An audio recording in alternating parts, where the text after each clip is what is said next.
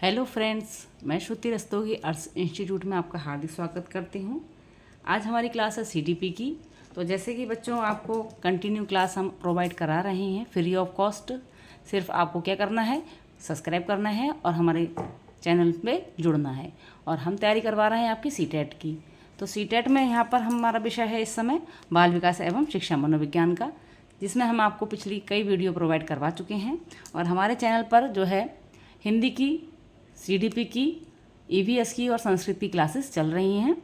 और जो है और सिलेबस कंप्लीट करने के बाद आपको मॉक टेस्ट का 30 क्वेश्चन का जो है क्वेश्चन पेपर प्रोवाइड कराया जाएगा, जिससे आपका रिवीजन अच्छे से हो सके।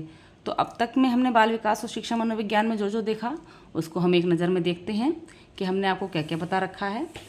क्योंकि इस बताने से क्या होता है कि हमें जानकारी रहती है और आपका रिवीजन भी हो जाता है कि हमने ये चीज़ हाँ जी पढ़ ली है। तो सबसे पहले हमने आपको पाठ्यक्रम बताया था, उसके बाद फटाफट एक नज़र में देखते हैं बस। शिक्षा मनोविज्ञान का एक परिचय था, इसमें शिक्षा का और मनोविज्ञान का अर्थ, मनोविज्ञान के कार्यक्षेत्र, कक्षा कक्ष में शिक्षा मनोविज्ञान का उपयोग, परिभाषाएं, शिक्षा में योगदान। फिर था बाल विकास की अवधारणा और इसका अधिगम से संबंध, विकास जिसमें विकास का तात्पर्य है, अवधारणा, अभिवृद्धि विकास में अंतर, अभिवृद्धि विकास के सिद्धांत को बताया था। फिर विकास की अवस्थाएं थी, इसमें गर्भावस्था, शैशवावस्था, बाल्यावस्था, किशोरावस्था, युवावस्था, प्रौढ़ावस्था, वृद्धावस्था, विकास के सामाजिक लक्षण और बाकी किशोरावस्था का अध्ययन किया था। फिर अगला था मनोविज्ञान के संप्रदाय, जिसमें संरचनावाद, प्रकार्यवाद, व्यवहारवाद, विश्लेषणात्मकवाद और गेस्टाल्टवाद की जानकारी आपको दी थी। छठा था आपका, अगला था अधिगम व अधिगम के सिद्धांत। विभिन्न परिभाषाएं थी इसमें अधिगम की, जिसमें बहुत सारी विधियाँ थीं, बहुत सारे सिद्धांत थे इसमें। थार्नडाइक का, पावलोव का, जीन पियाजे का, कोहलर आदि का सिद्धांत था। बुद्धि, फिर उसके बाद था बुद्धि परीक्षण, जिसमें आपकी बुद्धि परिभाषा, मूर्त बुद्धि, अमूर्त बुद्धि, बुद्धि के सिद्धांत, बुद्धि लब्धि पर चर्चा की थी। फिर स्मृति एवं विस्मृति था, जिसमें परिभाषाएं, स्मृति के प्रकार, विस्मृति के प्रकार, स्मृति और विस्मृति की जो है कारक। और फिर था रुचि की परिभाषा, रुचि के प्रकार, जन्मजात रुचि, अर्जित रुचि, रुचि परीक्षण, व्यावसायिक रुचि, मापक रुचि, समान रुचि। ध्यान, फिर था ध्यान की अवधारणा, ध्यान का अर्थ, ध्यान के प्रकार, ध्यान के प्रभावित करने वाले आंतरिक और बाह्य कारकों के बारे में बताया।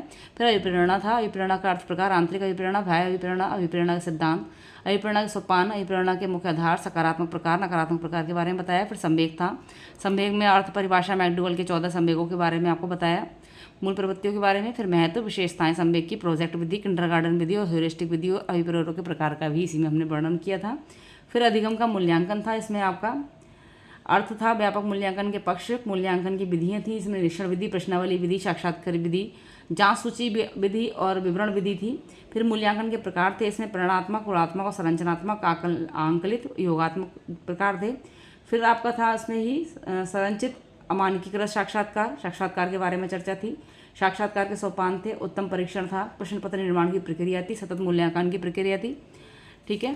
फिर उसका इससे पहले जो हमारा चैप्टर रहा था वो था हमारा चिंतन व कल्पना का।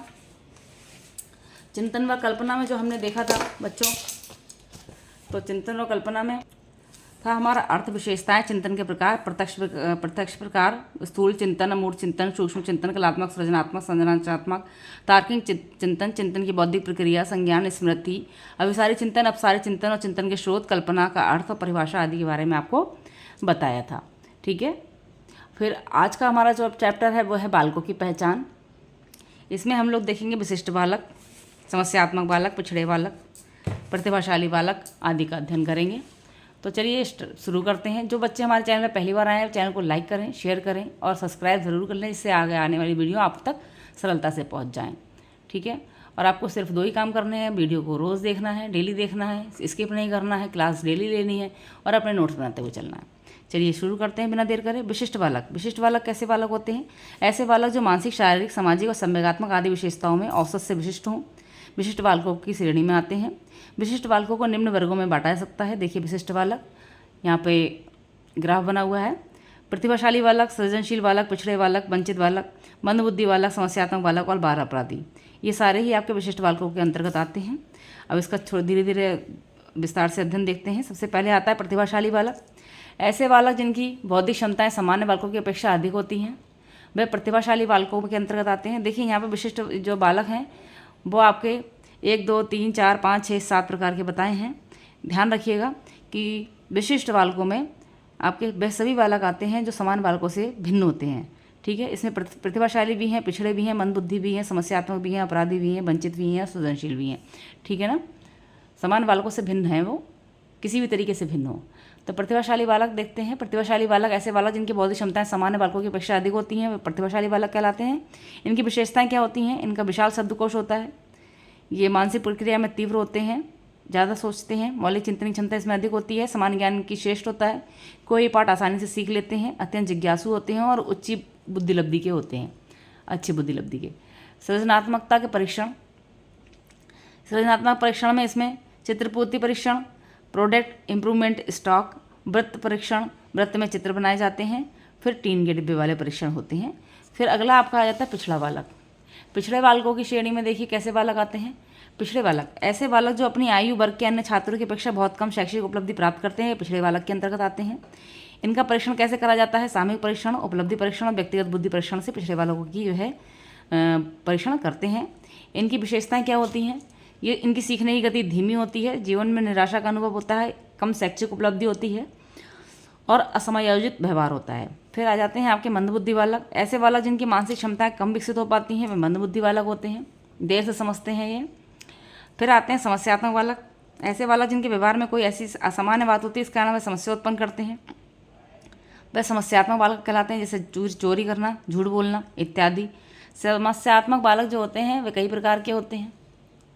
एक देखिए, क्रोध करने वाले, भयभीत रहने वाले, छोटे बच्चों को तंग करने वाले, एकांत पसंद करने वाले, गृह कार्य न करने वाले।